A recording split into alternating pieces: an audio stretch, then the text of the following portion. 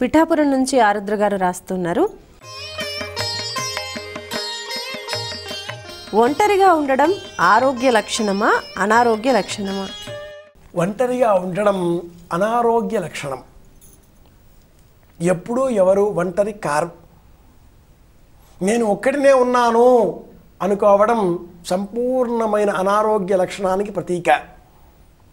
ఇంట్లో ఒక్కడినే ఉన్నాను అని అనకూడదు, అనరాదు. కేవలాఘో భవతి కేవలాది.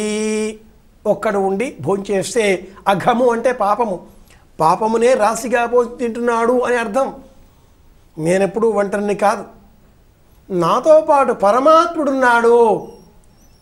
ఇంట్లో నేనున్నాను, నాలో పరమాత్మ భావన ఉంది. ఆ పరమాత్ముడు నాతో పాటు వ్యవహరిస్తూ ఉంటాడు, నాకు ఆలోచనలు అందజేస్తూ ఉంటాడు. నేను చేసే ప్రతి పని కూడా అతడికి చెందినదే అవుతుంది అన్న ఆలోచన కలిగి ఉంటే ఇది ఆరోగ్యం. ఆహా కాదు, నేనొక్కడనే అహమేవా అన్నప్పుడు ఇది సంపూర్ణమైనటువంటి అనారోగ్య లక్షణం అని చెప్పాలి. అహం నేను, త్వమేవాహం నీవే నేను నీవే నేను ఇద్దరం ఒకటి అనుకోవడం గొప్ప భక్తికి పరాకాష్ట. కాబట్టి ఒంటరిగా ఉండడం అన్నది దిగులు, నిరాశ, దుఃఖము దీనికి కారణమవుతుంది.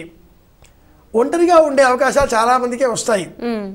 ఈనాటి కాలంలో పిల్లలు విదేశాలలో, ఇల్లాలు భర్త కార్యాలయాలలో ఒంటరిగా ఉన్నప్పుడు దిగులు చెందే అవసరం లేకుండా భగవంతుడికి సంబంధించిన స్తోత్ర పాఠాలు చదవడం, వినడం, భగవంతుడికి సంబంధించిన ఏవైనా క్రియాకలాపాలు చేయడం, భగవంతుడు నాతో పాటే ఉన్నాడు అన్న ఆలోచన కలిగి ఉండడం సానుకూల దృక్పథాన్ని పెంపొందింపజేస్తుంది.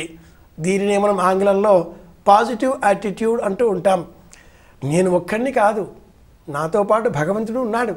ఆయన ఏం చెబితే నేను అది చేస్తాను. నా వల్ల నేను చేయడం లేదు. భగవత్ అధినోహం భగవత్ ప్రేరణయ భగవత్ కైంకర్య రూపేణ అంటే ఇది సానుకూలమైన దృక్పథాన్ని కనిపింపజేస్తుంది. ఒంటరిగా ఉన్నాను అనుకోవడం మట్టుకు సంపూర్ణమైన అనారోగ్యం. అలా ఎవరు అనుకోకూడదు. నిజంగా భౌతికంగా ఒక్కరే ఉన్నా కూడా ఒంటరిగా ఎవరూ లేరు. కృష్ణుడు మన వెంట ఉన్నాడు. నమ్మిన దైవం మన వెంట ఉంటుంది. మీరు సాయిబాబా నమ్మితే ఆ సాయిబాబా మన వెంట ఉంటాడు. ఇలాంటి ఆలోచన పెంపొందింపు చేసుకోవడమే ఆరోగ్యకరమైన లక్షణం.